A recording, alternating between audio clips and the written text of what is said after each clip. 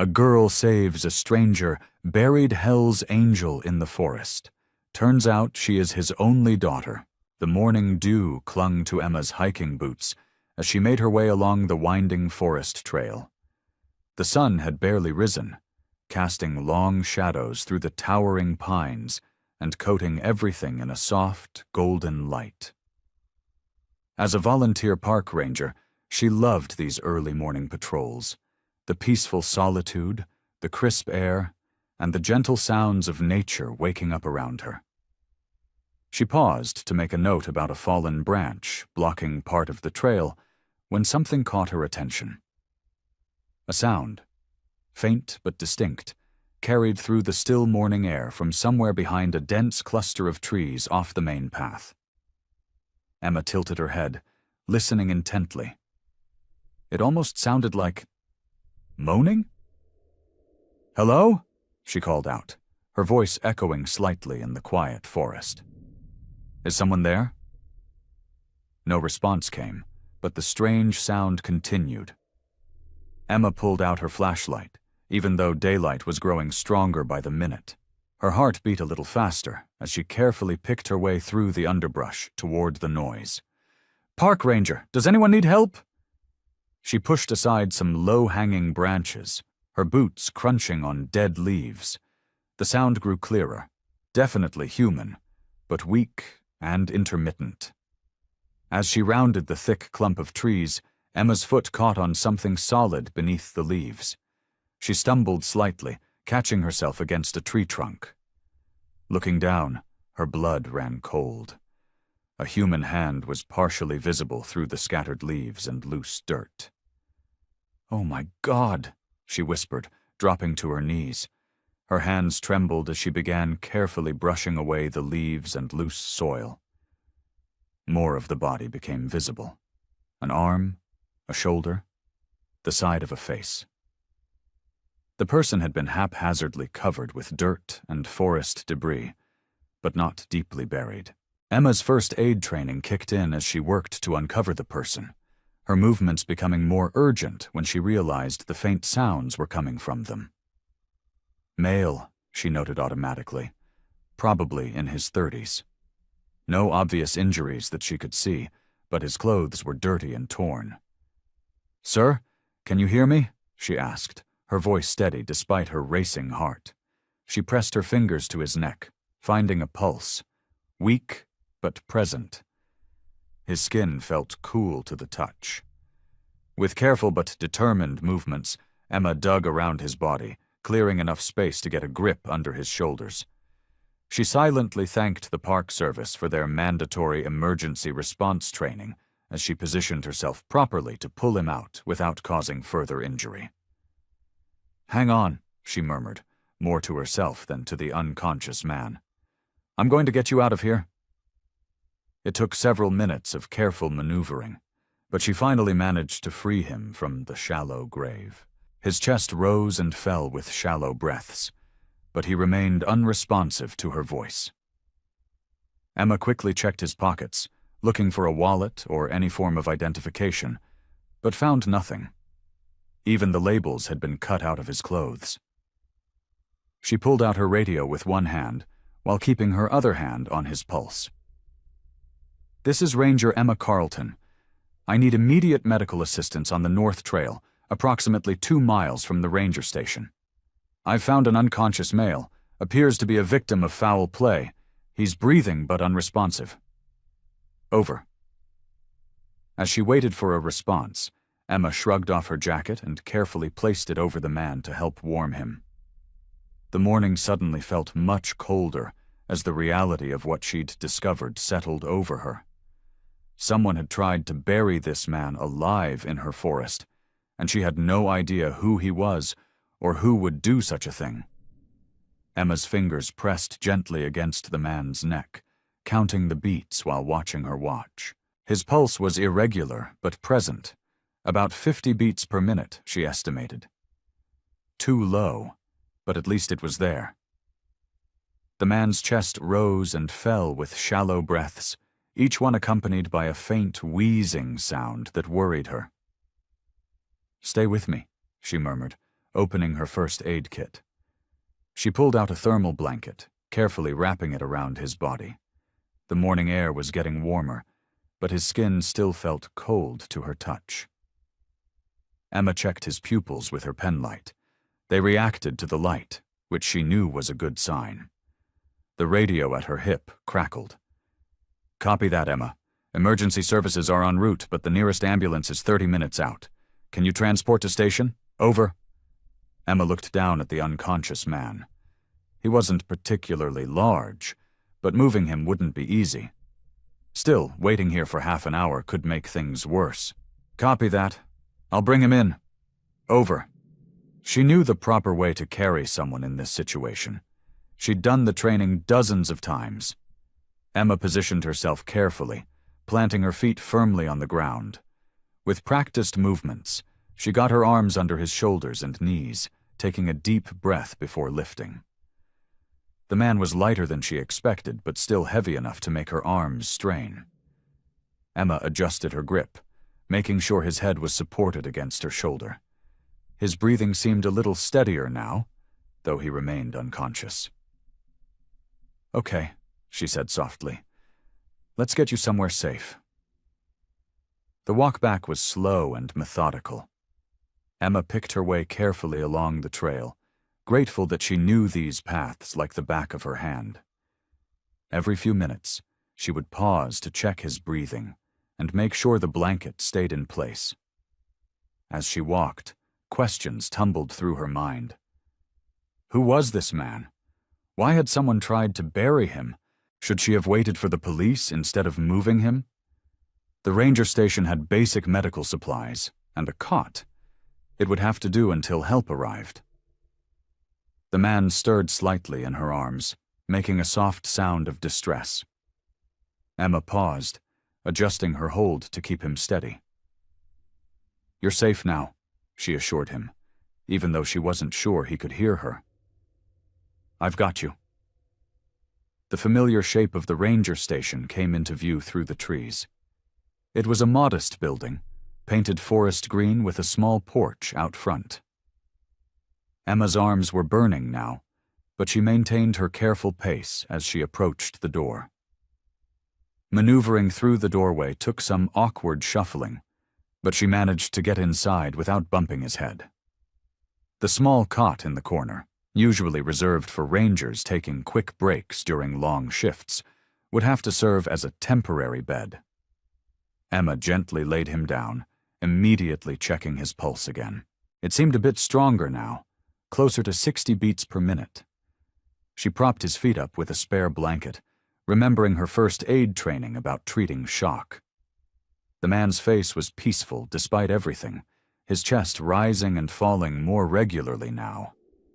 Emma pulled up a chair beside the cot, watching him closely while she waited for emergency services to arrive. Her training told her she'd done the right thing bringing him here, but another part of her worried about having this mysterious man in her station. She glanced at the radio, wondering if she should call for backup from the other rangers. The nearest station was 20 minutes away, and Tom would be on duty by now. But as she watched the man's steady breathing, Emma hesitated, her hand hovering over the radio. The kettle whistled softly on the small hot plate in the corner of the ranger station. Emma lifted it carefully, pouring the steaming water into a mug with a chamomile tea bag. The familiar, soothing aroma filled the small space as she stirred in a spoonful of honey. A rustling sound from the cot made her turn. The man was stirring, his eyes fluttering open. His hand moved to his forehead, and a low groan escaped his lips. Emma set the mug down and approached slowly, not wanting to startle him. "Take it easy," she said softly. "You're safe." The man's eyes snapped fully open, darting around the room in confusion. His breathing quickened as he tried to sit up, but Emma gently placed a hand on his shoulder. "Please, stay still. You've been through something terrible. I found you in the woods." She kept her voice calm and steady, though her heart was racing. He blinked several times, taking in the unfamiliar surroundings. The morning light filtering through the station's windows cast shadows across his face, highlighting the mix of fear and confusion in his eyes. "Where?" His voice was hoarse, barely above a whisper. "Where am I?" Emma reached for the mug of tea. "You're at the Forest Service Ranger Station. I'm Emma, a park ranger. I found you." She hesitated, wondering how to phrase it delicately. "You were partially buried in the ground." His face paled at her words. His hands gripped the blanket tightly, knuckles turning white. Buried. The word came out as if it physically hurt him to say it. "Here." Emma offered him the mug of tea. "This might help your throat." His hands shook slightly as he took the mug, and Emma noticed old scars across his knuckles. He sipped the tea carefully, some color returning to his face. "Thank you," he said, his voice a little stronger now. I don't remember how I got there." His brow furrowed in concentration, but frustration quickly replaced it. Emma pulled her chair closer, maintaining a respectful distance. "Can you tell me your name?" He paused, staring into the mug of tea as if it held answers. "Vince," he finally said. "My name is Vince." "Okay, Vince, I've called for medical help. They should be here soon to check you over." At the mention of medical help, Vince tensed visibly. "No hospitals," he said quickly, then seemed to catch himself. "I mean, I'm feeling better now. Just some bruises, probably." Emma frowned. "Vince, you were unconscious when I found you. Someone tried to—" She couldn't bring herself to say it. "You need to be checked out by professionals." Vince took another sip of tea, his eyes distant. "I appreciate your help, Emma. Really. But I can't—" He shook his head slightly. "There are things I can't explain right now." "Can you at least tell me what happened? How you ended up there?" His expression hardened slightly, a wall coming down behind his eyes. "I wish I could. The last thing I remember is—" He trailed off, his free hand absently touching his temple. "It's all blank, just darkness." Emma could see he was holding something back, but his distress seemed genuine. The man she'd found barely breathing in a makeshift grave was now sitting here, alive but clearly carrying secrets he wasn't ready to share. "I understand if you're not ready to talk about everything," she said gently. "But I need to know if you're in danger. If someone did this to you, they might come back." Vince met her eyes for the first time, and Emma saw a flash of something. Fear, perhaps, or resignation. "I don't remember," he repeated firmly, but his voice had softened. "I'm sorry, but that's all I can say right now." Emma retrieved the first aid kit from beneath her desk, her movements careful and deliberate. Vince watched her with wary eyes, still clutching the now empty mug of tea. The morning light streaming through the windows revealed the full extent of his injuries. Cuts, bruises, and dirt still caked in places she hadn't managed to clean earlier. "I need to check your wounds," she said softly, opening the white metal box. "Some of these cuts might need more than just cleaning." Vince nodded silently, setting the mug aside. As Emma began cleaning a nasty gash on his forearm, she noticed how he barely flinched, despite what must have been considerable pain. His arms were muscular, covered in old scars that told stories she could only guess at. "This might sting a bit," she warned, dabbing antiseptic on the wound. Vince remained stoic, his only reaction a slight tightening around his eyes. Working methodically, Emma cleaned each cut she could find. There was something both tough and gentle about him, the way he sat perfectly still. Yet his eyes followed her movements with a kind of quiet gratitude. His hands, though scarred and calloused, rested peacefully on his lap. "You've got quite a few old injuries," she remarked carefully, trying to keep her tone neutral as she bandaged a particularly deep cut on his shoulder. Vince's eyes met hers briefly before looking away. "Life hasn't always been kind," he said quietly. Emma noticed a tattoo peeking out from under his torn shirt sleeve, faded black ink that disappeared beneath the fabric. She pretended not to see it, focusing instead on applying a fresh bandage. "You're good at this," Vince said suddenly, breaking the lengthy silence. "Taking care of people." "Part of the job," Emma replied, but she felt touched by the observation. "We get our share of injured hikers up here." Another stretch of silence followed as she finished cleaning the last visible wound. Vince seemed lost in thought, his fingers absently tracing the edge of one bandage. "I used to lead people," he said finally, his voice so low Emma had to lean in slightly to hear him. "A different kind of leading than what you do here. Not always for the right reasons." Emma paused in putting away the medical supplies, listening intently. This was the first real information he'd offered about himself. "Sometimes," he continued, staring out the window at the forest beyond, "you think you're doing the right thing, following a code you believe in. Until one day you wake up and realize maybe that code was wrong all along." His words hung in the air between them. Emma closed the first aid kit slowly, giving him space to continue if he wanted to. "I've been trying to find a different path," he added, his voice rough with emotion. "But the past, it has a way of finding you." "Is that what happened out there?" Emma asked gently, gesturing towards the woods. Vince's expression clouded over. "Maybe. I wish I could remember." He flexed his bandaged hand, wincing slightly. "But I've learned that sometimes not knowing is safer than knowing." Emma sat back in her chair, studying him. Every answer he gave seemed to raise more questions, yet she could sense the truth in his words. Whatever his past held, whatever had led him to end up buried in her forest, Vince wasn't a simple man with a simple story. The next few days settled into a gentle rhythm at the ranger station. Emma found herself splitting her time between her regular duties and caring for her mysterious guest.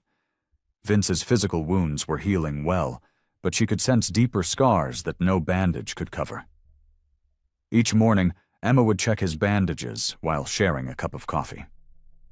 The routine became almost comfortable, though Vince remained guarded. He'd help where he could, washing dishes or straightening up, his movements becoming smoother as his injuries healed. "You don't have to do that," Emma said one morning, watching him carefully stack the breakfast plates. "Least I can do," he replied, his voice gruff but kind. "Can't just sit around all day while you work." During her patrols, Emma would often return to find Vince staring out the window, lost in thought. Sometimes she caught glimpses of tension in his jaw, or the way his hands would clench when certain topics came up. He had the watchful eyes of someone used to looking over his shoulder. On the fourth day, while Emma sorted through some paperwork, Vince was reading an old magazine she'd left lying around. A motorcycle roared past on the distant highway, and Emma noticed how he stiffened at the sound, his knuckles whitening as he gripped the magazine pages. "That sound brings back memories, doesn't it?" she ventured carefully. Vince set the magazine down slowly. "Yeah," he said, his voice tight. "Not all of them good." Emma put down her pen, giving him her full attention. The afternoon sun cast long shadows across the station's wooden floor, and somewhere outside, a bird called out sharply. "I've noticed how you react to certain things," she said gently. "The way you're always aware of exits, how you check the windows at night. You've lived in a dangerous world, haven't you?" Vince's expression hardened for a moment, then softened as he met her concerned gaze. He rubbed his hand across his jaw, where several days' worth of stubble had grown. "Used to ride with a club," he said finally, each word seeming to cost him something. "Long time ago. We called ourselves brothers then." His voice took on a bitter edge. "Thought we were living free, following our own rules." Emma stayed quiet, afraid any response might make him retreat back into silence. The clock on the wall ticked steadily, marking the moments. "But that's all I'm saying about that life," he added abruptly, his shoulders tensing. His hands started to shake slightly, and he clasped them together to hide it. "Some things are better left in the past." The sudden shift in his demeanor was striking. The same man who had been calmly washing dishes that morning now looked like he might bolt from the room. His breathing had become shallow, and a muscle worked in his jaw. "It's okay," Emma said softly, recognizing the signs of someone fighting back difficult memories. "You don't have to explain anything you don't want to." Vince stood up suddenly, pacing to the window. His reflection in the glass showed a face twisted with inner turmoil. He pressed his forehead against the cool pane, closing his eyes. "I shouldn't even have said that much," he muttered, more to himself than to Emma. "Talking about it just makes it real again." The evening settled in around the ranger station like a warm blanket. Emma stirred a pot of homemade soup on the stove while Vince sat at the small kitchen table, absently folding paper napkins into neat triangles. The routine they'd developed felt oddly comfortable, despite the lingering mysteries surrounding her guest. "So," Emma ventured, testing the soup with a wooden spoon, "did you grow up around here?" She tried to keep her tone casual, stirring the pot with measured movements. Vince's hands stilled on the napkin. "Out west," he said after a pause, his voice flat. The answer hung in the air, offering no detail, no warmth. "Must have been nice," Emma pressed gently. "Wide open spaces and all that?" "Suppose so?" Vince returned to folding the napkin, his movements more deliberate now. Emma ladled the soup into bowls, setting one in front of him. Steam curled up between them like the questions she couldn't quite grasp answers to. "Any siblings?" "Just me." His response was quick this time, practiced. The clock ticked steadily on the wall as they ate in silence. Emma noticed how Vince's spoon moved mechanically from bowl to mouth, his eyes fixed on some distant point beyond the kitchen window.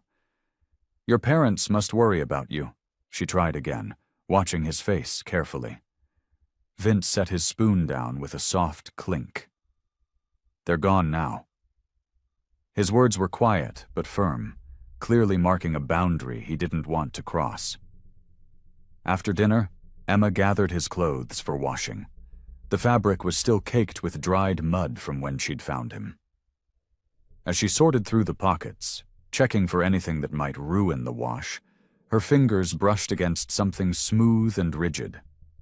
She pulled out a photograph, worn at the edges and creased down the middle. The colors had faded slightly, giving it that distinct look of pictures from 15 or 20 years ago. Her breath caught as she studied the image. A younger version of Vince stood in what looked like a backyard, his arm around a woman with warm brown eyes and a gentle smile.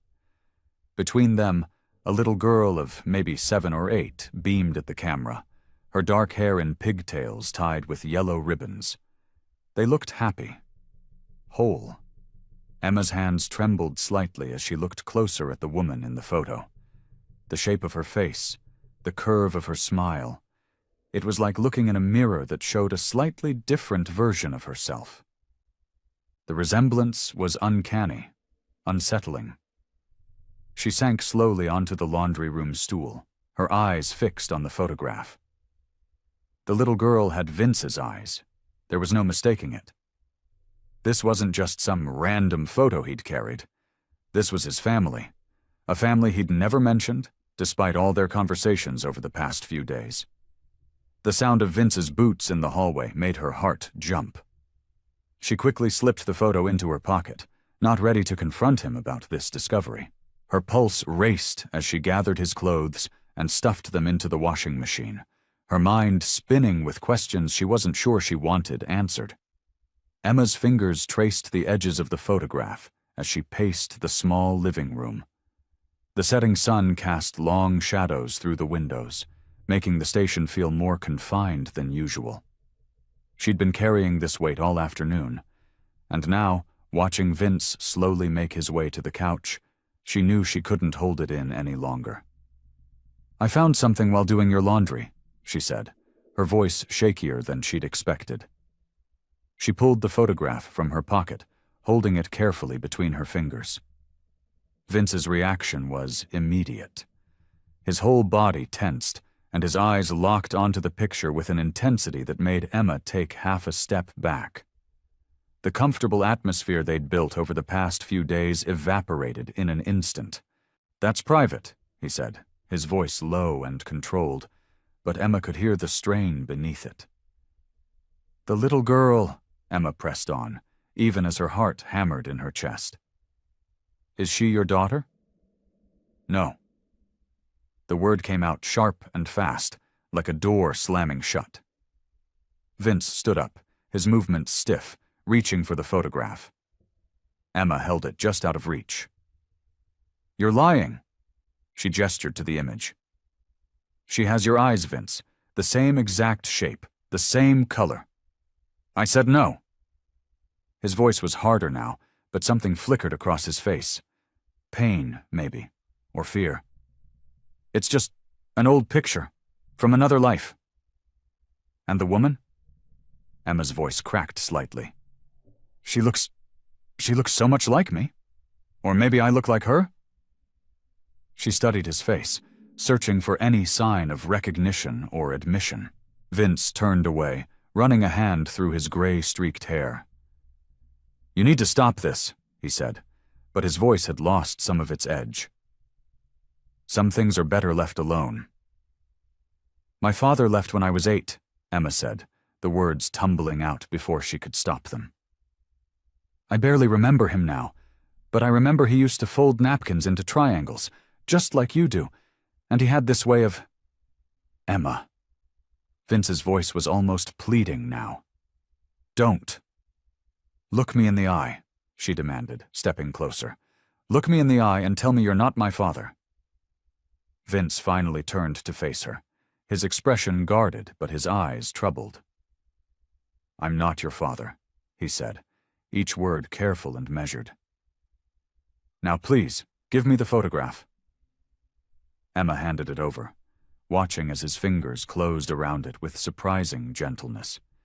But she'd seen the way his hand trembled slightly, noticed how he couldn't quite meet her gaze as he spoke. She sat down heavily in the armchair, her mind racing.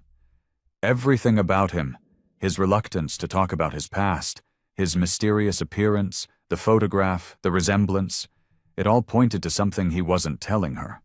The possibility that had seemed absurd just days ago now felt like it might be the only thing that made sense.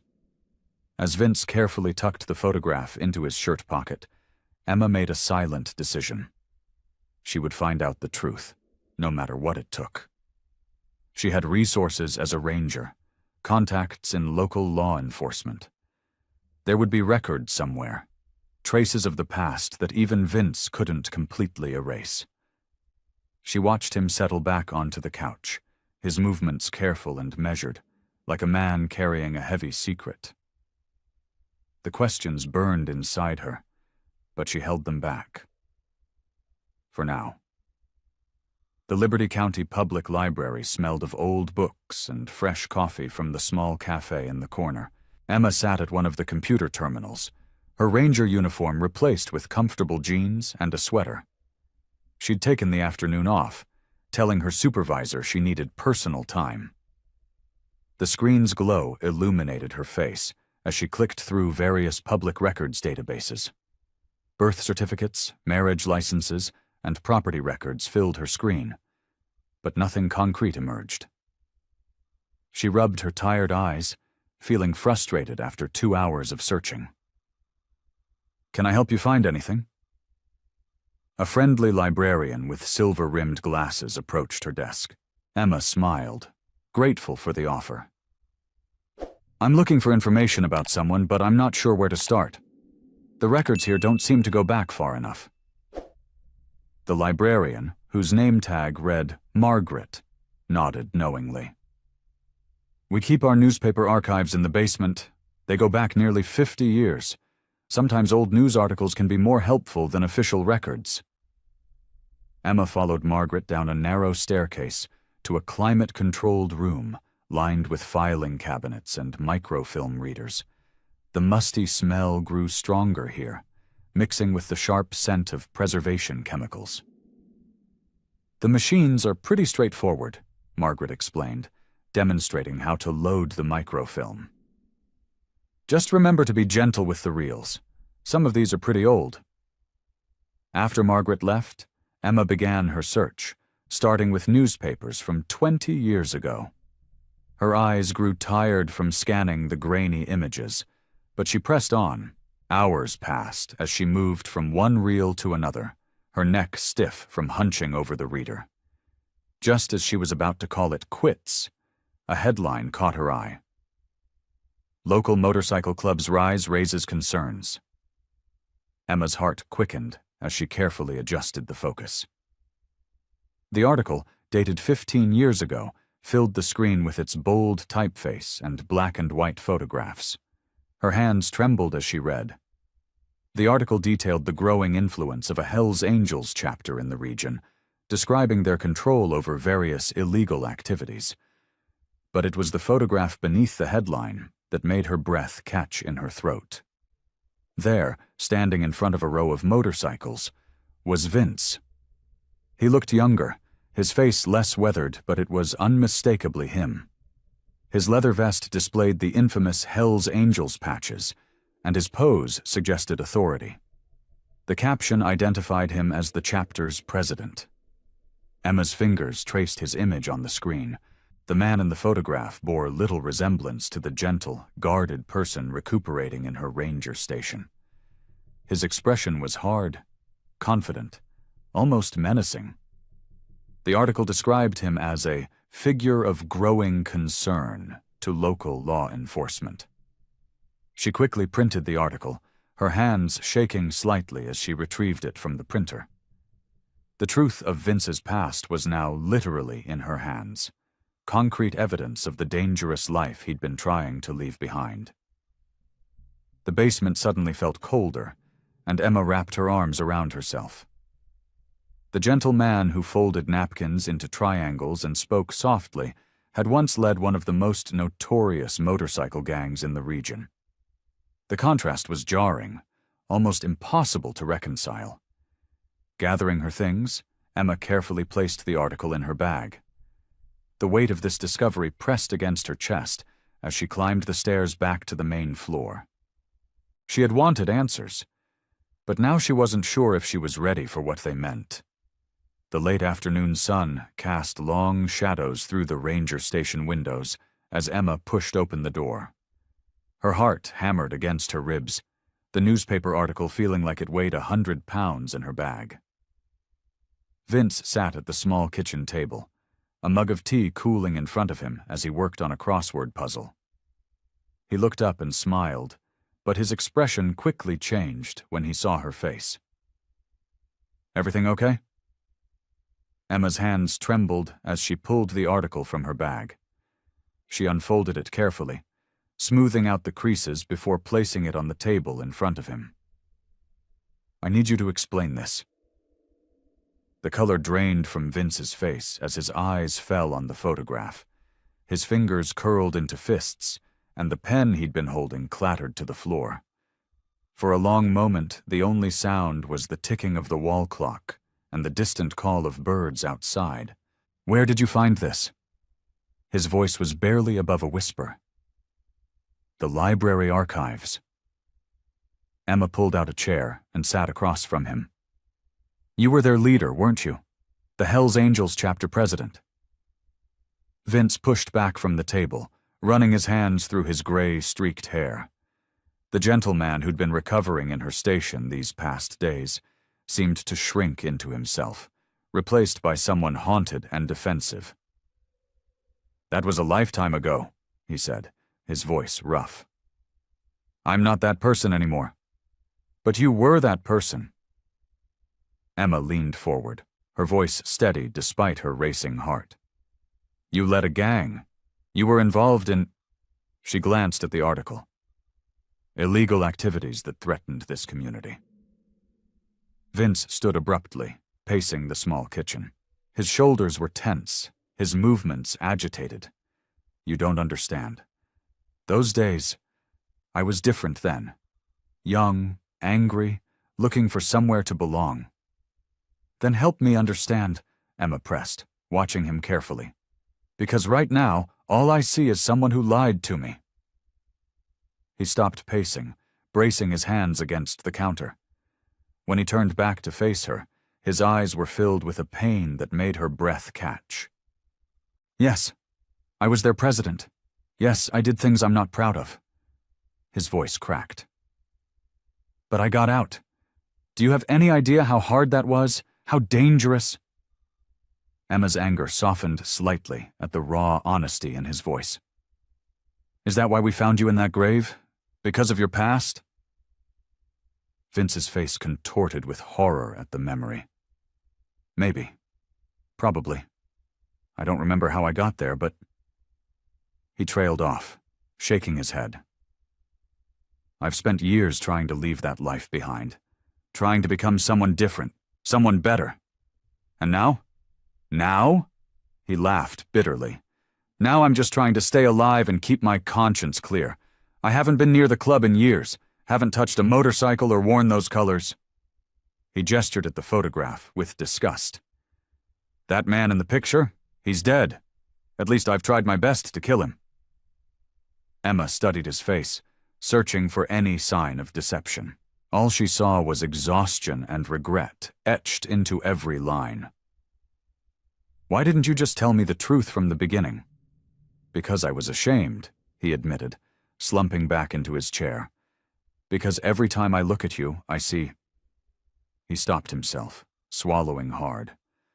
I saw someone good, someone kind, and I didn't want you to see me as that other person, that monster. The silence that followed was heavy with unspoken words and painful truths. The newspaper article lay between them on the table, a stark reminder of the past that refused to stay buried.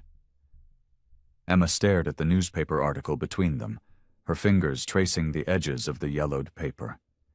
The evening light streaming through the window had turned golden, casting long shadows across the kitchen table. Her anger from moments before had begun to fade, replaced by a complicated mix of emotions she couldn't quite sort out. All these years, she said softly, I've wondered about my past, about the people who should have been in my life, but weren't. She looked up at Vince, who sat with his shoulders hunched, looking smaller than she'd ever seen him. And now here you are, and I don't even know what to think anymore. Vince's hands wrapped around his forgotten mug of tea, now cold. I understand if you hate me, he said, his voice rough with emotion. God knows I've hated myself enough over the years. I don't hate you. Emma surprised herself with how true those words felt. I'm confused. Angry, yes, but mostly just confused. The man I've gotten to know these past days, the one who's gentle with injured animals and does crossword puzzles, he doesn't match up with... She gestured at the photograph. Both versions are real, Vince admitted. The monster and the man trying to be better. Sometimes I'm not sure which one I am anymore. Emma leaned forward. Then help me understand. Tell me about what happened. Why did you leave? Vince's face tightened, and for a moment Emma thought he might refuse. But then he took a deep breath, his fingers tapping nervously against the ceramic mug. It was supposed to be just another night, he began, his voice barely above a whisper. We'd had some tension with a rival club, but nothing unusual. I was at the clubhouse, going over some business with my vice president, Tommy. He paused, swallowing hard. I thought he was my brother. We'd ridden together for 15 years. Emma watched as Vince's eyes grew distant, lost in the memory. Tommy had been planning it for months. A coup. He'd convinced half the chapter that I'd gone soft, that I wasn't fit to lead anymore. Vince's knuckles went white around the mug. They came at me with chains and pipes. Would have killed me if I hadn't managed to fight my way out through a back window. That must have been terrifying, Emma said softly. The beating wasn't the worst part. Vince's voice cracked. It was the betrayal. These were my brothers, my family. We'd sworn blood oaths to each other, and they turned on me like I was nothing. He released the mug, running his trembling hands through his hair. I managed to get to a safe house that night, called in some old favors, got new papers, and disappeared. Been running ever since. How long ago was this? 7 years.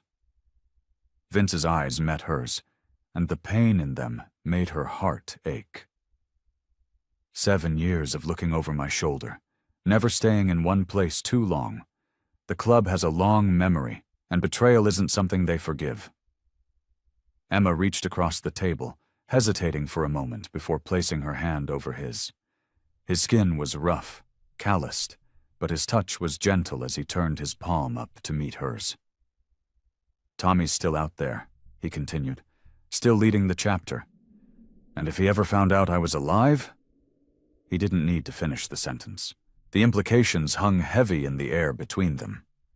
The next morning, Emma noticed something different about Vince. His usual calm demeanor had shifted, replaced by nervous glances and twitching fingers. He paced the small living room of the ranger station, checking the windows every few minutes.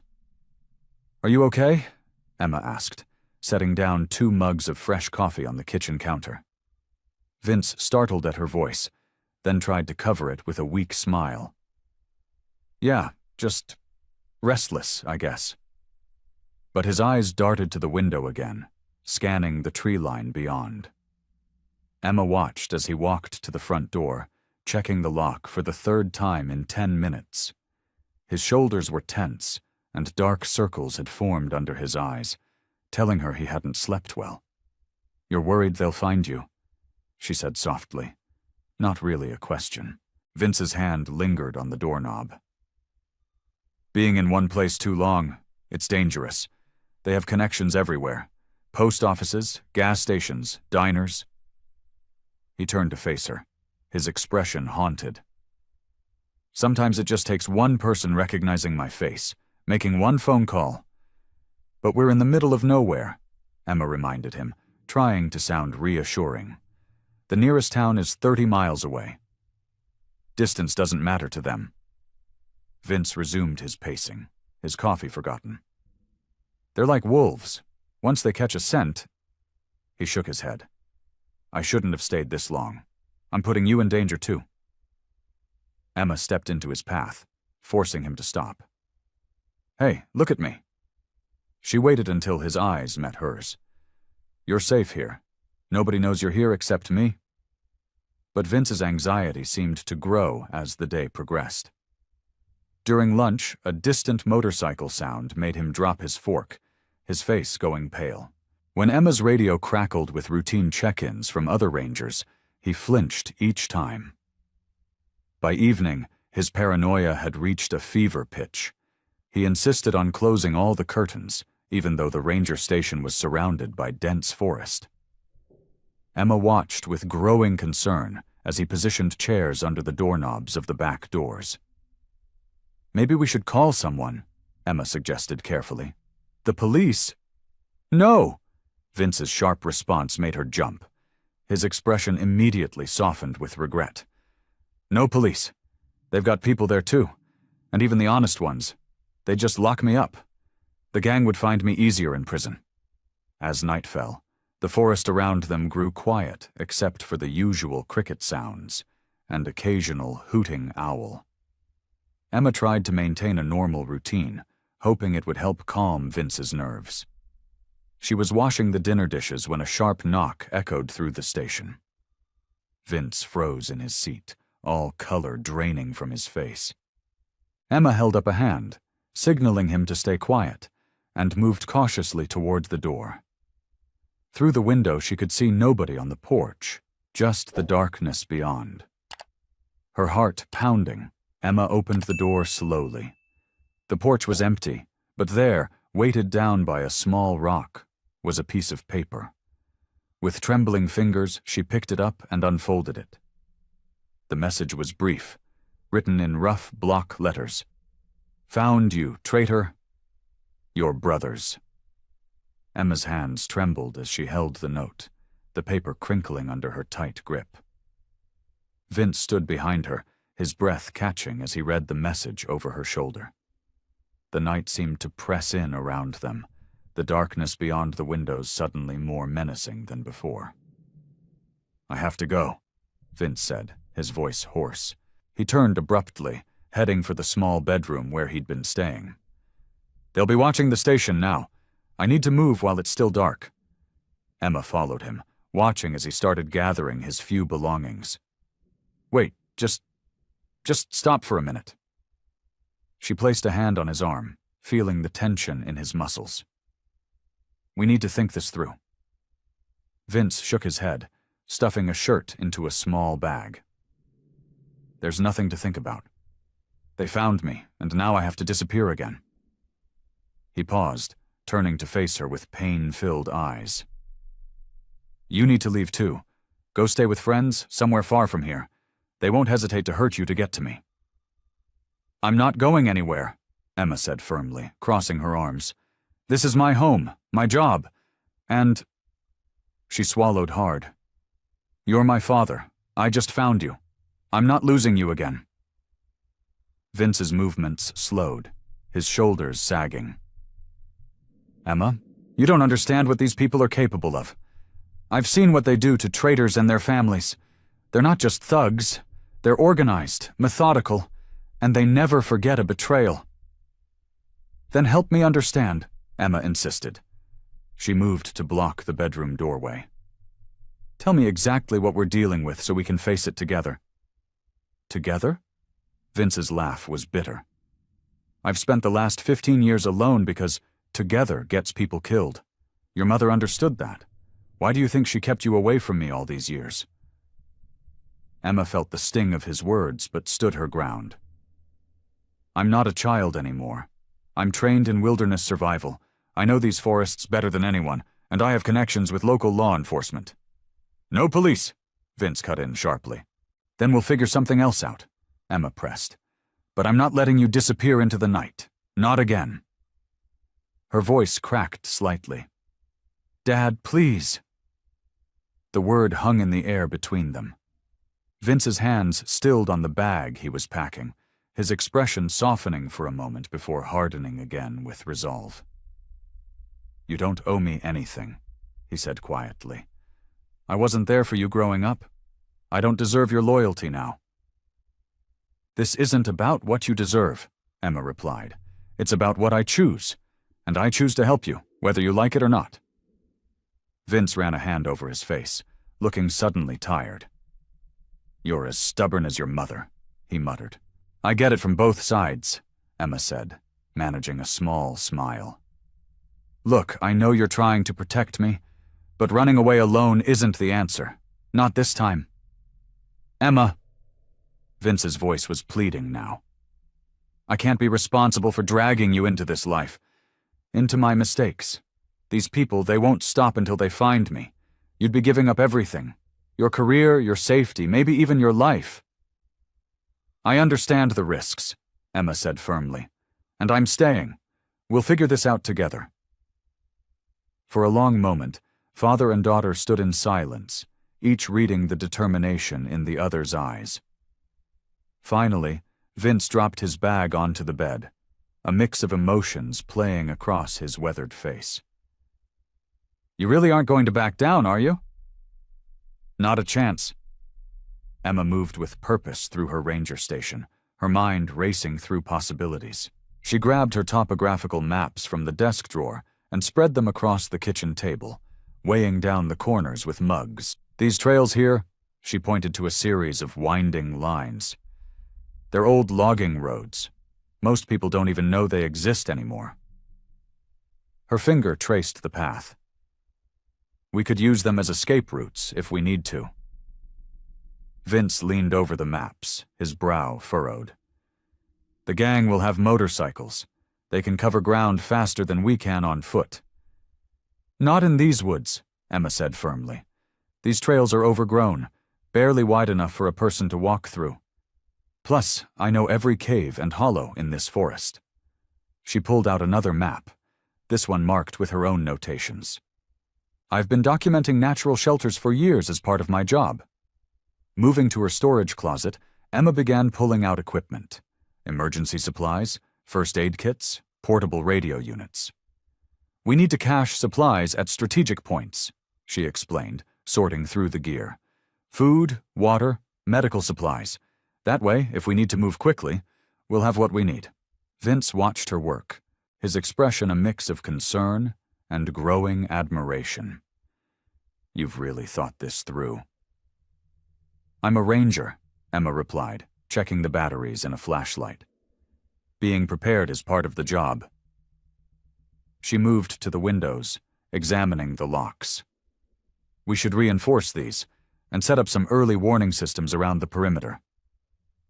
She grabbed some fishing line from her gear and began stringing it between trees near the cabin, attaching small bells at intervals. Low-tech, but effective, she explained. Anyone trying to sneak up will trigger these. Vince stepped outside to help her, his movements cautious as he scanned the tree line. The gang, they won't expect this level of preparation, he admitted. They're used to dealing with people in cities, not someone who knows wilderness survival.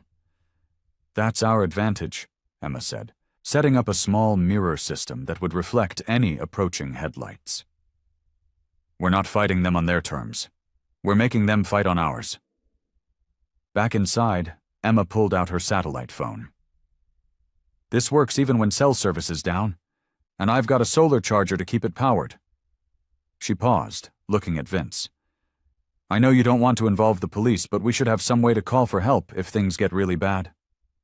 Vince ran his hand along the map's surface, tracing the escape routes Emma had marked. His expression softened as he watched his daughter work, her movements efficient and purposeful. She wasn't just acting on emotion. She had real skills, real knowledge that could help them survive. I've spent so long running alone, he said quietly, always looking over my shoulder, never trusting anyone. He met Emma's eyes. Maybe it's time to try something different. Emma stopped what she was doing, hope rising in her chest. Does that mean you'll let me help? Really help? Vince nodded slowly. I don't know if this will work, he warned. These people, they're persistent, dangerous. He picked up one of the maps, studying the routes Emma had marked. But you clearly know what you're doing, and having a real plan instead of just running blind. He took a deep breath. Okay, we'll do this your way. Emma felt tears prick at her eyes, but she blinked them back, focusing instead on the task at hand. Then let's get to work. We've got a lot to do before dark.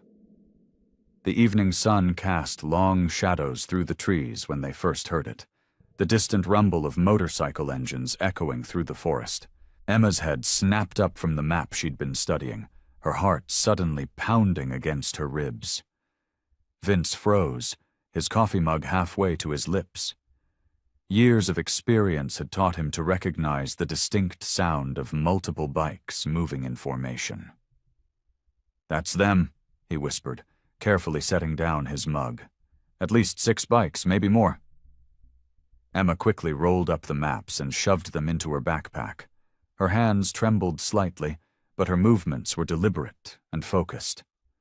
She'd prepared for this moment, run through it in her head dozens of times, but the reality of it made her mouth go dry. The fishing line alerts? She whispered, glancing at Vince.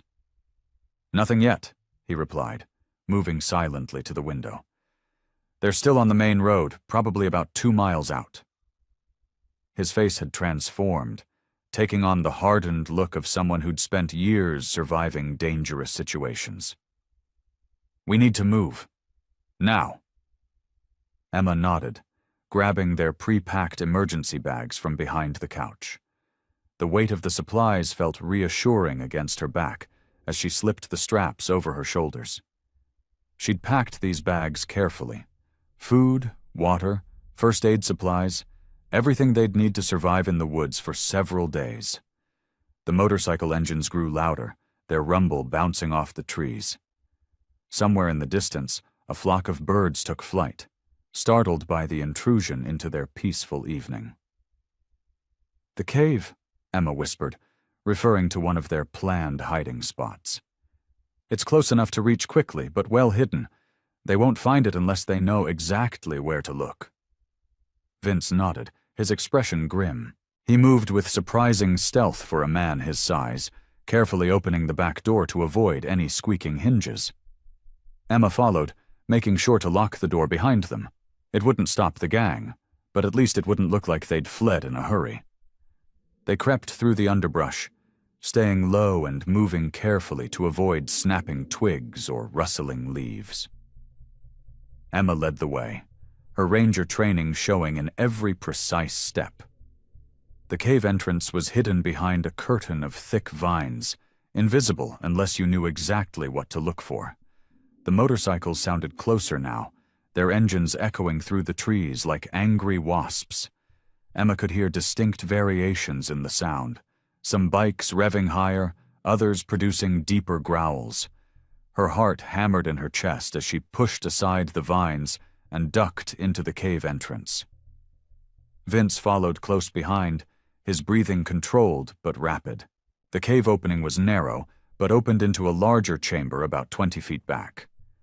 Emma had stored some supplies here earlier: blankets, water, and a battery-powered lantern she didn't dare turn on now. They pressed themselves against the cool rock wall, listening as the motorcycle engines grew steadily louder. The sound bounced off the rocks, making it difficult to tell exactly where they were coming from. Emma felt Vince's hand find hers in the darkness, squeezing gently, a gesture of reassurance that meant more than words could express. The roar of the engines reached a crescendo, and Emma held her breath. They were close now, very close. Through the curtain of vines, she could see shadows moving among the trees as the last rays of sunlight filtered through the forest canopy. She pressed herself further back into the darkness of the cave, praying that their hiding place would keep them safe. The thundering engines cut out one by one, replaced by an eerie silence that seemed to press against Emma's ears. From their hiding spot in the cave, she could hear boots crunching on gravel and the metallic clink of kickstands being deployed. Vince's grip on her hand tightened. Even in the dim light filtering through the vines, she could see the tension in his jaw, the way his eyes remained fixed on the cave entrance. His breathing was shallow and controlled, barely making a sound. "Check the cabin," a gruff voice called out, "and the surrounding area. The old man's got to be around here somewhere." Emma's heart skipped a beat as heavy footsteps approached the ranger station. The sound of fists pounding on her front door echoed through the trees. When no one answered, there was a loud crash. They'd broken in. "Nothing fresh in here?" someone shouted from inside. "Coffee's still warm, though. They couldn't have gone far." Through gaps in the vine curtain, Emma caught glimpses of the gang members. They wore leather vests decorated with patches, their faces hard and weathered. One man, taller than the rest, seemed to be giving orders. He had a distinctive scar running down the side of his neck. "Spread out," the scarred man commanded. "Check the woods. They're on foot, so they can't have gotten too far." Boots crushed fallen leaves and snapped twigs as the gang members began their search. Emma held her breath as one of them walked past their hiding spot, close enough that she could smell cigarette smoke clinging to his clothes. The man paused, and for a heart-stopping moment, she thought he might have noticed something. Vince's body tensed beside her, ready to spring into action if needed. But the gang member just spat on the ground and moved on, his heavy boots fading into the distance. Minutes stretched like hours as they listened to the search continue. The gang members called out to each other, their voices growing more frustrated as they found nothing. Emma's legs began to cramp from staying so still, but she didn't dare move. "Boss," one of them shouted, "found some tracks heading east toward the highway." They're fresh. Emma remembered the false trail she'd laid earlier that morning, just in case something like this happened. She'd deliberately walked that path several times, making sure to leave clear footprints in the soft earth. "Mount up," the scarred man ordered. "We'll catch them on the road." The sound of boots returning to gravel filled the air, followed by the roar of motorcycles coming back to life. The engines revved aggressively, their noise drowning out everything else. Then, gradually, the sound began to fade as the gang headed east, following the false trail. Even after the last echoes of the motorcycles had died away, Emma and Vince remained still and silent, listening intently for any sign that someone had stayed behind. But there was nothing except the natural sounds of the forest. Birds cautiously returning to their songs, leaves rustling in the breeze. Finally, Vince released his grip on Emma's hand. She flexed her fingers, trying to restore circulation. Her heart was still racing, and she could feel herself trembling now that the immediate danger had passed. "They'll be back," Vince whispered, his voice barely audible. "Once they realize they've been fooled, they'll return." Emma nodded, knowing he was right. The gang would return, probably with even more members, and they'd search more thoroughly next time. Their temporary victory felt hollow in the face of this certainty. In the dim light of the cave, Emma and Vince sat in silence, their hearts still racing from the close encounter. The distant echoes of motorcycle engines had long faded, but the tension lingered. Vince's weathered face looked haunted, his eyes fixed on some distant point, as if seeing ghosts from his past. "I can't keep running forever," he whispered, his voice rough with emotion. "And I can't keep you in the dark anymore." Emma shifted closer, careful not to make too much noise. "Tell me everything," she said softly. Vince took a deep breath, his shoulders sagging as if carrying an invisible weight. "I was their leader for 15 years, the Steel Riders chapter of the Hells Angels. We weren't just some motorcycle club. We were organized crime, drug trafficking, weapons, protection rackets." His voice cracked. "I told myself we had a code, that we were different from common criminals, but that was just a lie I used to sleep at night." He rubbed his face with trembling hands. 3 years ago, everything changed. My second in command, Marcus, the one with the scar you saw today, he wanted to expand into human trafficking." Vince's fists clenched. "Kids, Emma. They wanted to traffic kids." Emma's breath caught in her throat. She could see the pain etched in every line of her father's face. "I refused, tried to shut it down, but Marcus had already turned half the chapter against me." Vince's voice grew quieter. "One night, they ambushed me at my home. Beat me within an inch of my life. Would have killed me if I hadn't managed to escape." Tears welled in his eyes. "But that's not what keeps me up at night. It's all the years before that. All the lives I helped destroy with the drugs we sold, the families we tore apart, the violence we spread." He looked at Emma, his eyes full of shame. "Including yours. I abandoned you and your mother because the club came first. What kind of father does that?" Emma reached out and took his hand. It was rough and calloused, but it trembled in her grip. "I've been running ever since," he continued. "Not just from them, but from everything I did. When they found me last week, they tried to finish what they started. I fought back, but there were too many. They must have thought I was dead when they buried me."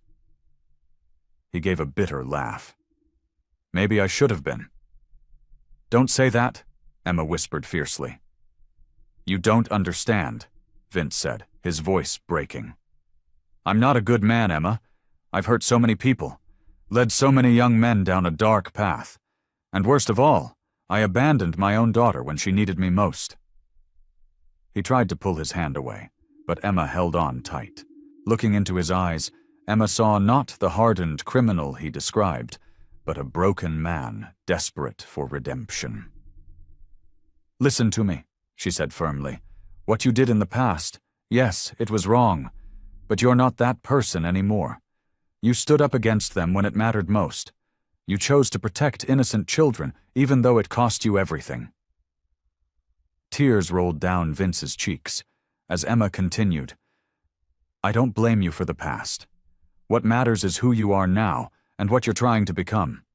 And I'm with you every step of the way, not just as a ranger who wants to help, but as your daughter." Vince's shoulders shook as he broke down, decades of guilt and shame pouring out in silent sobs. Emma wrapped her arms around him, holding him as he finally allowed himself to be vulnerable. In that moment, they weren't a former gang leader and a park ranger. They were simply a father and daughter, finding their way back to each other in the darkness. Scene 1. Caught off guard. The morning sun filtered through the cabin windows as Emma and Vince hurriedly stuffed supplies into backpacks. Their movements were quick but careful, trying not to make too much noise. "We need to be gone within the hour," Vince said, his voice barely above a whisper. He tossed a few water bottles into his pack and zipped it shut. "The longer we stay, the more dangerous it gets." Emma nodded, double-checking her first aid supplies. "The old logging road should give us good cover. We can follow it north until we reach—" The sound of motorcycles cut through the morning silence. Vince's head snapped up, his face draining of color. "No," he breathed. "They're early." Emma's heart pounded as she peered through the window. Through the trees, she could see leather-clad figures dismounting their bikes. Leading them was a tall man with a jagged scar across his face. Marcus. "Back door!" Vince whispered urgently, grabbing their packs. "Now!" They crept toward the rear of the cabin, but the floorboards creaked beneath their feet. Outside, heavy boots crunched on gravel, getting closer. The back door opened with a soft click.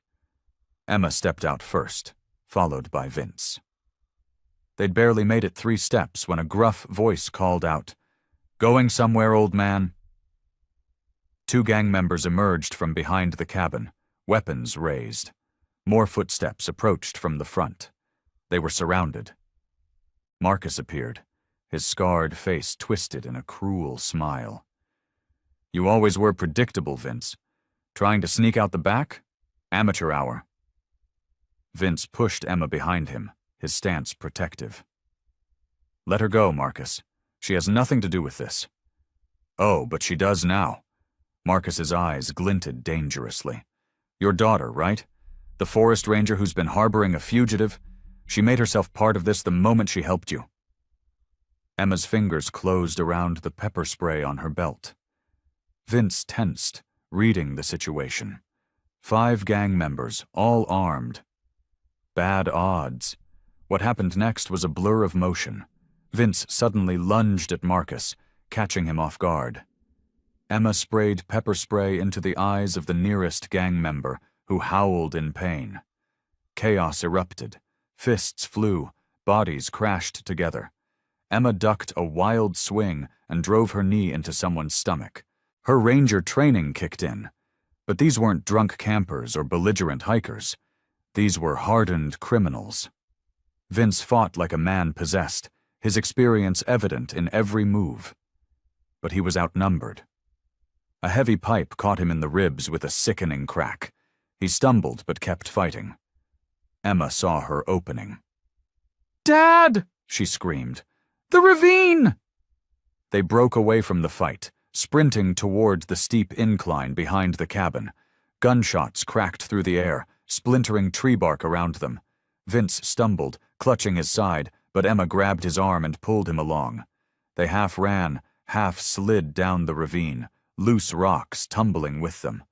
Behind them, angry shouts and more gunfire echoed through the trees. Vince's breathing was labored, his face pale with pain. At the bottom of the ravine, they splashed through the shallow creek, the cold water soaking their boots. Emma supported more of Vince's weight with each step. Blood seeped through his shirt where the pipe had struck him. "Keep going," he gasped, even as he sagged against her. "They won't. Follow us. Through the water." They pushed on, the sounds of pursuit growing fainter. Emma's heart hammered in her chest as she half-carried her injured father through the creek, praying they'd put enough distance between themselves and their pursuers. The gang's angry shouts faded into the distance, but Vince's condition was worsening. His steps became more unsteady, his breathing more ragged. Still, they pressed on, knowing that stopping wasn't an option. Not yet.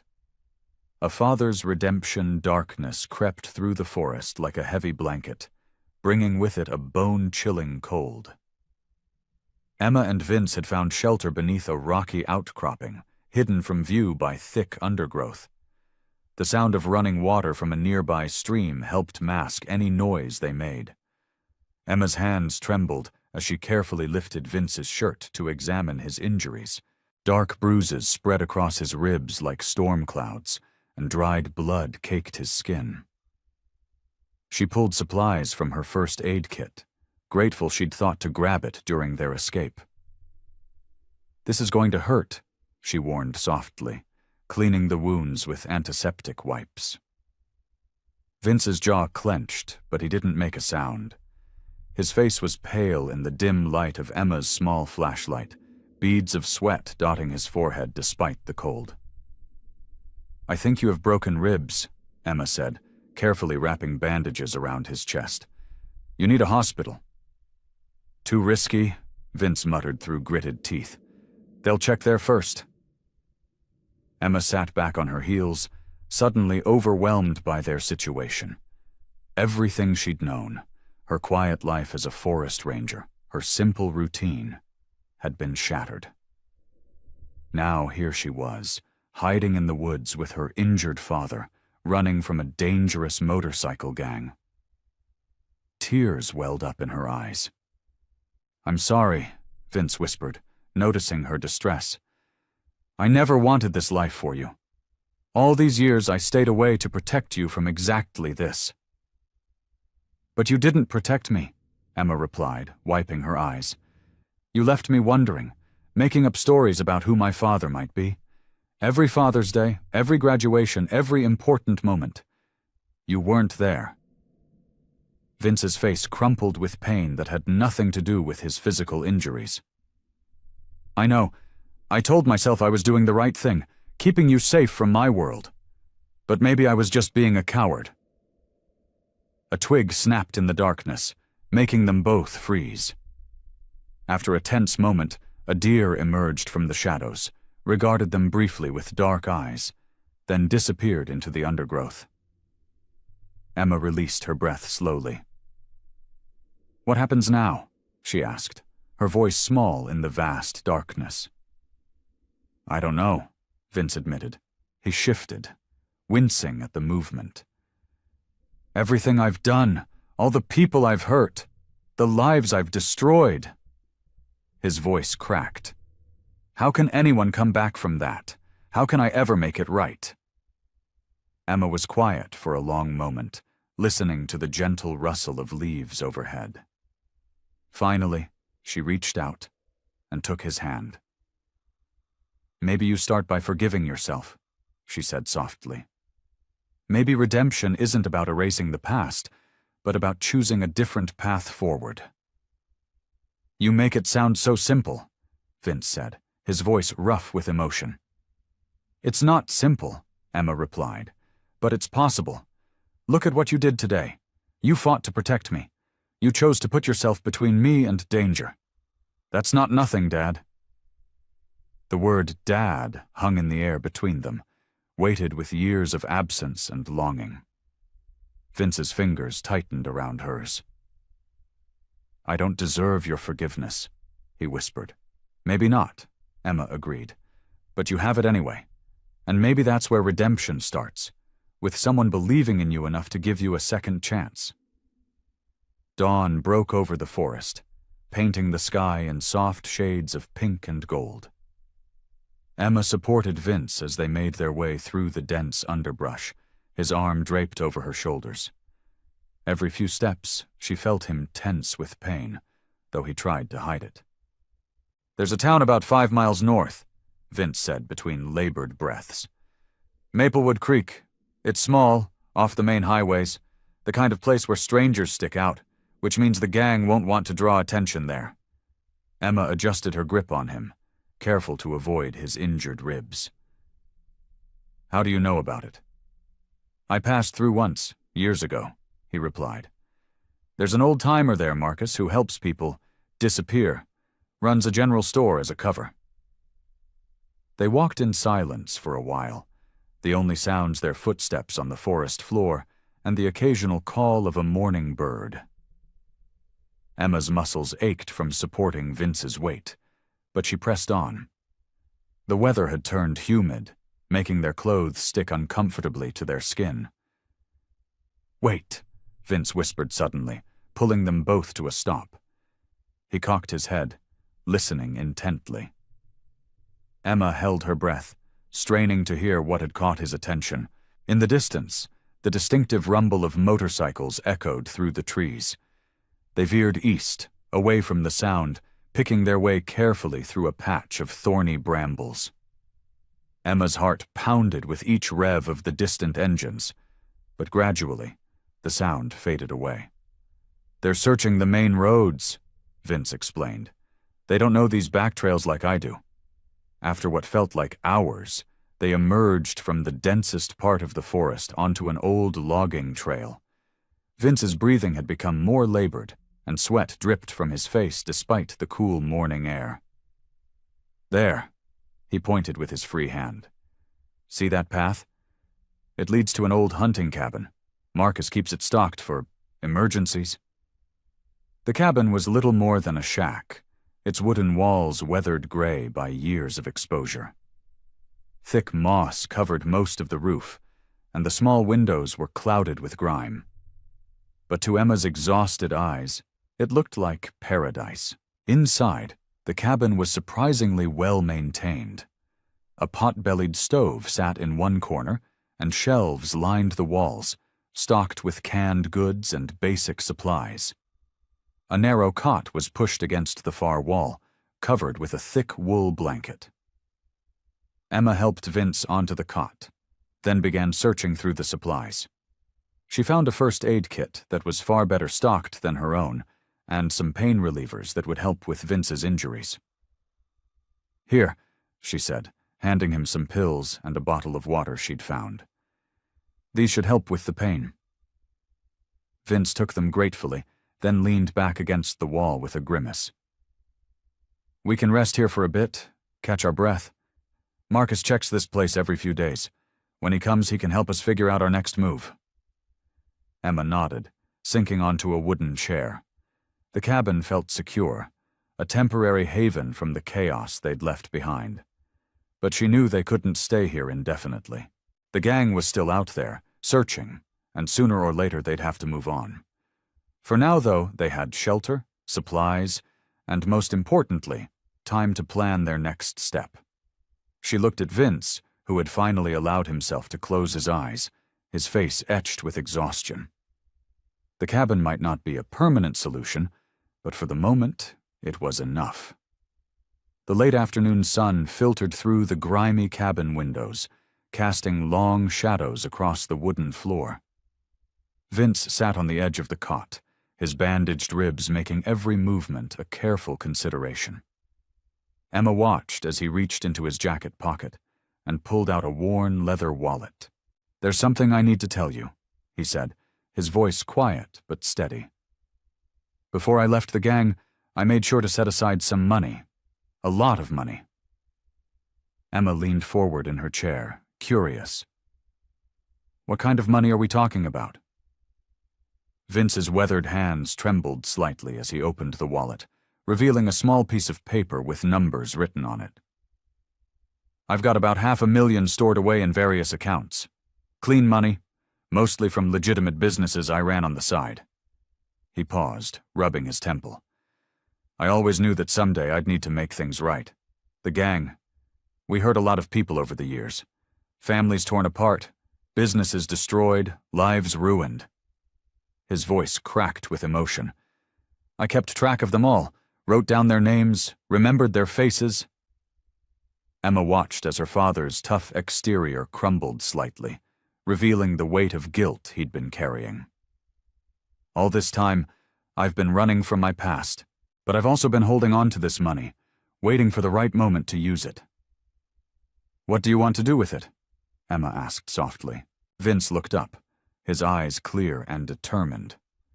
I want to help rebuild what we destroyed, set up a fund for the victims' families, help people get back on their feet, maybe even create a program to keep kids from getting mixed up with gangs in the first place.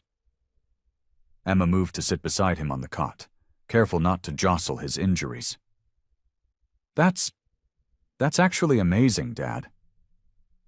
The word Dad hung in the air between them, and Vince's eyes grew misty. I know it won't fix everything, he continued, his voice rough with emotion. But it's a start. I've been carrying this guilt for so long, and I need to do something with it besides just running. But you know what this means, don't you? Emma said gently. To do this properly, to really help these people, you'll need to turn myself in, Vince finished. Face the consequences of what I've done. He let out a heavy sigh. I've been thinking about it since we got here. Maybe it's time to stop running. Emma placed her hand over his. Using the money to help others, that's real redemption. And if facing justice is part of that journey, then maybe that's what needs to happen. I always thought staying free was the most important thing, Vince admitted. But seeing you, knowing I have a daughter who's grown into someone so strong and good, it's made me realize I want to be someone worthy of being your father. Emma squeezed his hand. You don't need to earn my love, Dad. But I support you wanting to make things right. We can figure out how to use the money to help those families, create something positive out of all this. Vince nodded slowly, his expression clearing as if a great weight had been lifted. Maybe it's time to stop hiding in the shadows and face the light. Use this money to create something good, something that might help heal some of the wounds I helped create. The small cabin creaked in the evening wind as Vince paced back and forth, his injuries making each step deliberate and careful. Emma sat at the rickety wooden table, spreading out a map of the local area. The weight of their decision hung heavy in the air. I know some good people in law enforcement, Vince said, breaking the tense silence. Officers who've been trying to bring down the gang for years. They'll listen if I come forward with what I know. Emma looked up from the map, her eyes filled with concern. Are you absolutely sure about this? Once we start, there's no going back. Vince stopped pacing and leaned against the wall, wincing slightly. I've spent too many years running, Emma, living in fear, always looking over my shoulder. He gestured to his bruised ribs. And now they've found me anyway. Maybe it's time to face this head on. Emma nodded, pulling out her phone. I have a friend in the state police. She's trustworthy, and she can help coordinate with the FBI. She paused, studying her father's face. But you'll need to tell them everything. I know. Vince moved to the table and carefully lowered himself into a chair. I've got names, dates, locations, evidence of their operations across 3 states, things I kept track of, thinking maybe someday. His voice trailed off. You were planning for this all along, weren't you? Emma asked softly. Vince's weathered face showed a hint of a smile.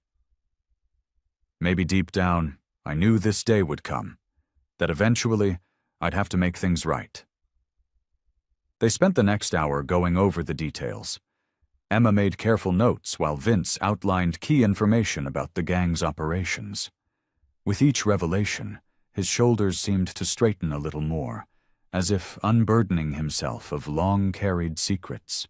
The gang's got a big meet planned next week, Vince explained, pointing to a location on the map.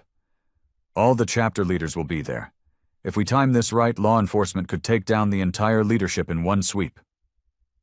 Emma's hand trembled slightly as she marked the spot. But we'll have to get closer to them first, to confirm the details. Yeah, Vince agreed grimly. And that's the dangerous part. We'll need to get near enough to verify the meeting without being spotted. He reached across the table and covered Emma's hand with his own. You don't have to come with me. You've already done more than enough. Emma shook her head firmly. I'm not letting you do this alone. We're in this together now. Vince's eyes grew misty, and he squeezed her hand. I never thought I'd have this chance. To make things right, to be the father you deserve. Whatever happens, Emma said, her voice steady, we're doing the right thing, and I'm proud to be doing it with you. They spent the next few hours preparing, gathering supplies and planning their approach. The reality of what they were about to do settled over them like a heavy blanket, but neither showed any sign of backing down. As night fell, they sat side by side on the cabin's small porch, watching the stars emerge. The forest around them was quiet, offering a momentary peace before the storm they knew was coming. You ready for this? Emma asked, breaking the comfortable silence. Vince took a deep breath, his voice calm and resolute. For the first time in years, I think I am. The morning sun cast long shadows across the steps of the county courthouse as Vince and Emma approached the entrance. Each step felt heavy, deliberate, like walking through deep water. Emma noticed her father's jaw tighten, his shoulders square up, the same determined look she'd seen when he'd made tough decisions at the cabin.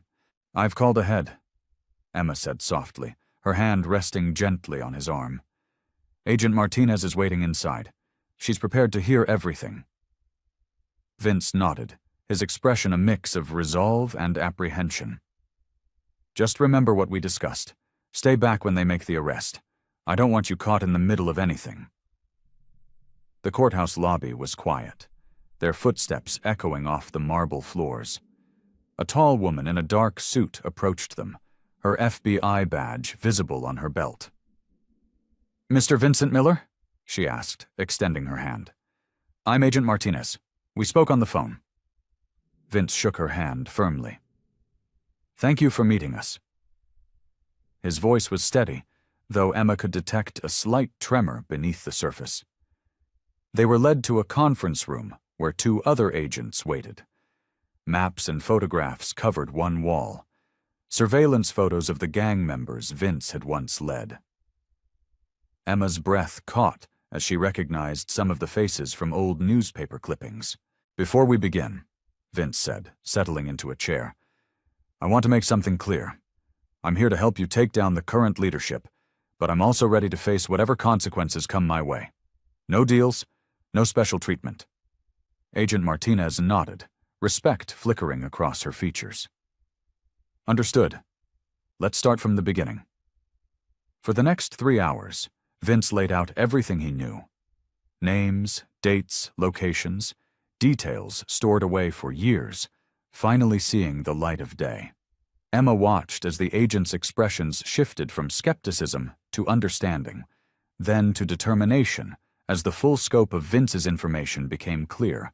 When they reached the part about the upcoming leadership meeting, the room's energy changed.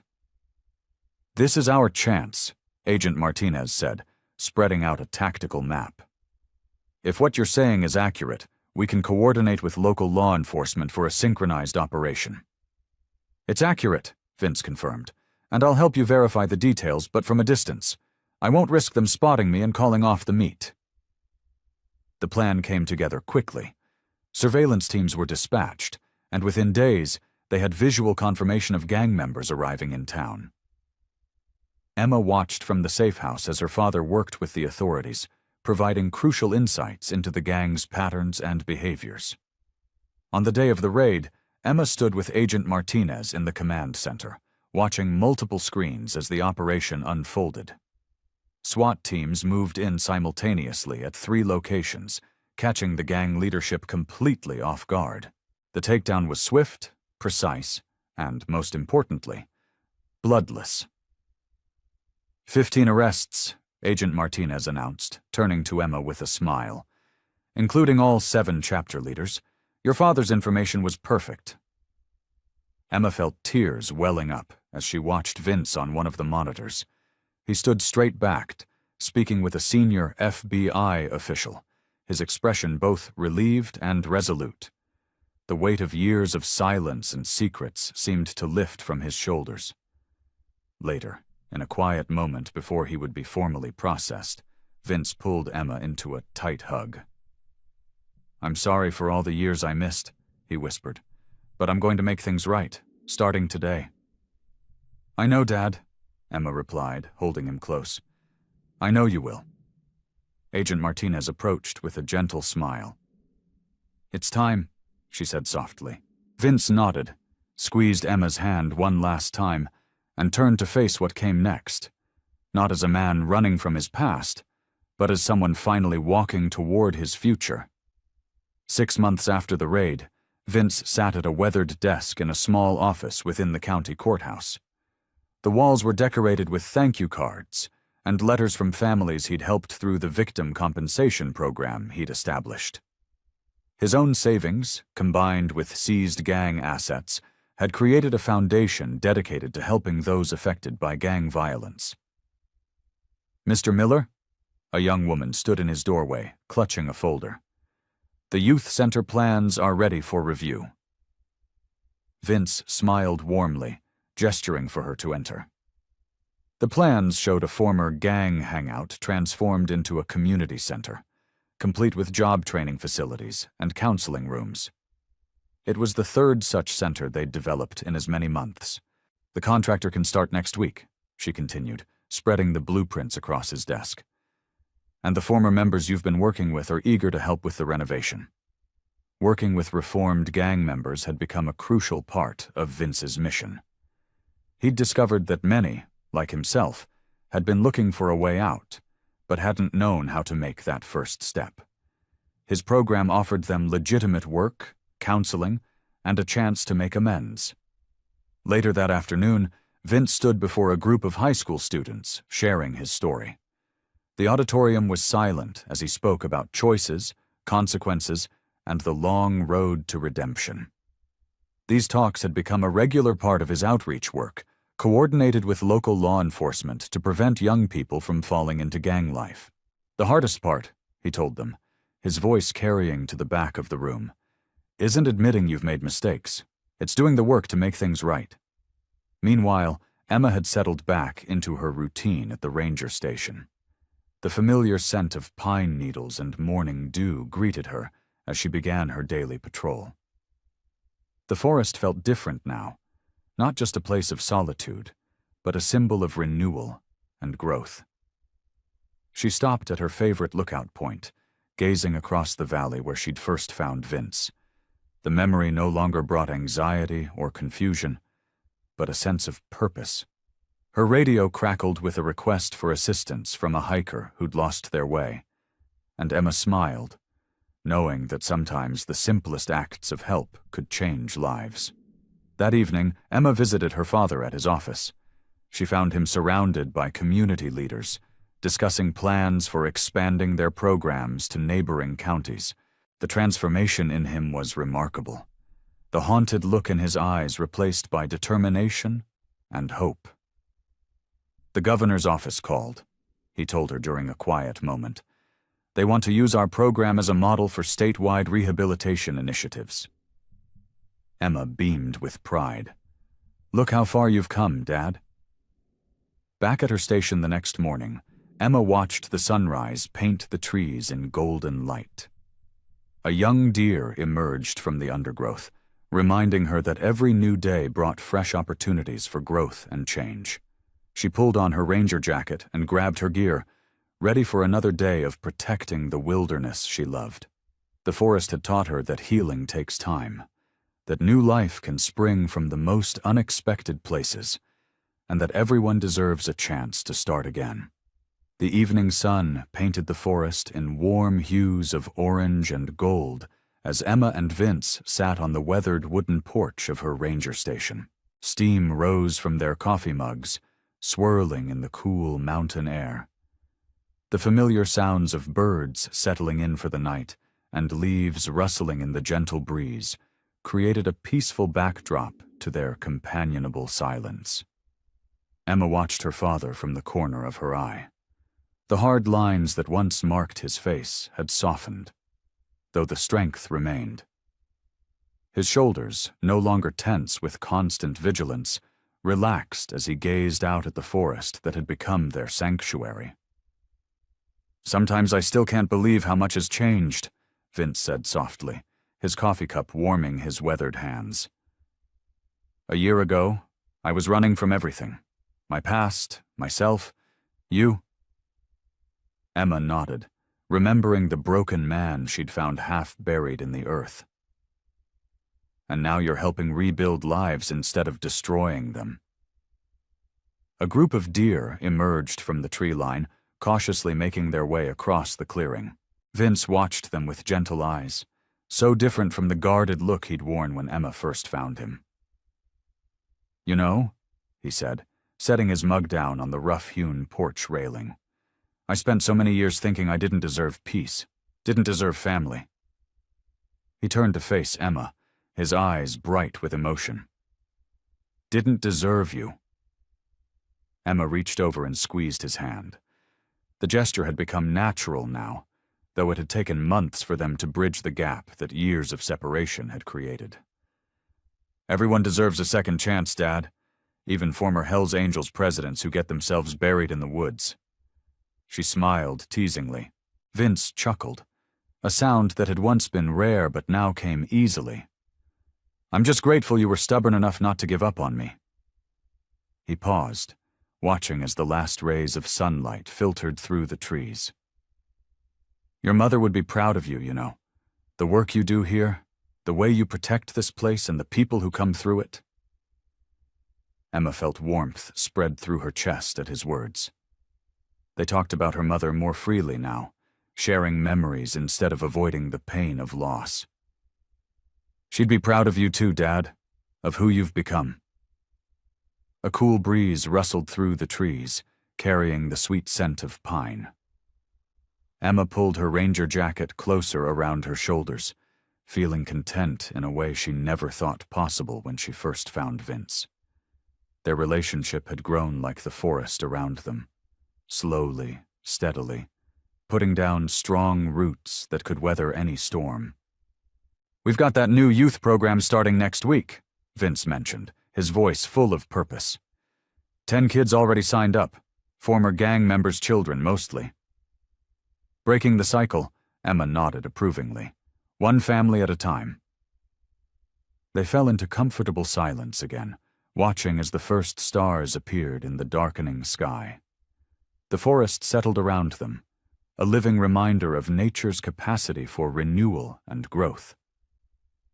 Emma looked at her father, seeing not the hardened gang leader he once was, but the man he'd become, someone who used his experience to guide others toward better paths. Emma smiled, feeling the deep sense of peace that had gradually replaced the turmoil of their earlier days. Their journey wasn't over. There would always be more lives to touch, more wounds to heal, more trust to build. But they had each other now, and that was enough.